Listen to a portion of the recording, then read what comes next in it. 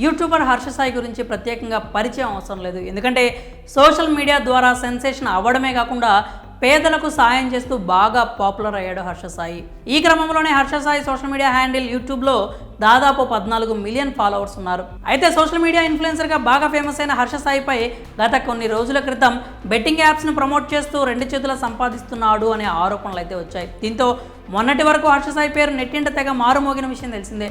అలాగే తరచూ ఏదో ఒక ఇష్యూతో హర్ష సాయి వార్తల్లో నిలుస్తూ ఉన్నాడు. అలాగే తాజాగా మరోసారి ఓ వివాదంలో చిక్కుకున్నాడు. హర్ష సాయిపై ఓ యువతి చీటింగ్ కేసు నమోదు చేసింది. హర్ష సాయి పెళ్లి పేరుతో 2 కోట్ల రూపాయల వరకు వసూలు చేశాడంటూ సదరు యువతి నిన్న మంగళవారం రాత్రి నార్సింగ్ పోలీస్ స్టేషన్లో ఫిర్యాదు చేసింది. అంతేకాకుండా తనపై అత్యాచారానికి పాల్పడ్డాడని ఫిర్యాదులో పేర్కొంది.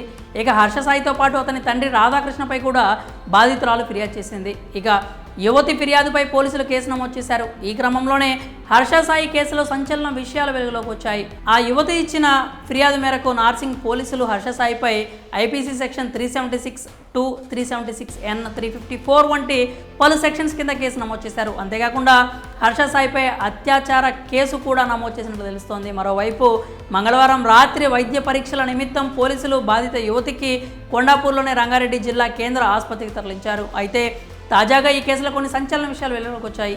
బాధిత యువతిపై హర్ష సాయి పలుమార్లు లైంగిక దాడికి పాల్పడ్డాడని ఆ యువతి ఫిర్యాదులో పేర్కొన్నట్లు సమాచారం. తనపై లైంగిక దాడి జరుపుతూనే తన నగ్న ఫోటోలు, వీడియోలు తీశాడంటూ వాటిని చూపిస్తూ బెదిరిస్తున్నాడని తన కంప్లైంట్లో పేర్కొంది. అంతేకాక నగ్న ఫోటోలు, వీడియోలు చూపించి పలుమార్లు లైంగిక దాడి చేశాడంటూ తెలిపింది. మొత్తంగా హర్ష సాయిపై బాధిత యువతి చేసిన ఆరోపణలు సంచలనంగా మారాయి.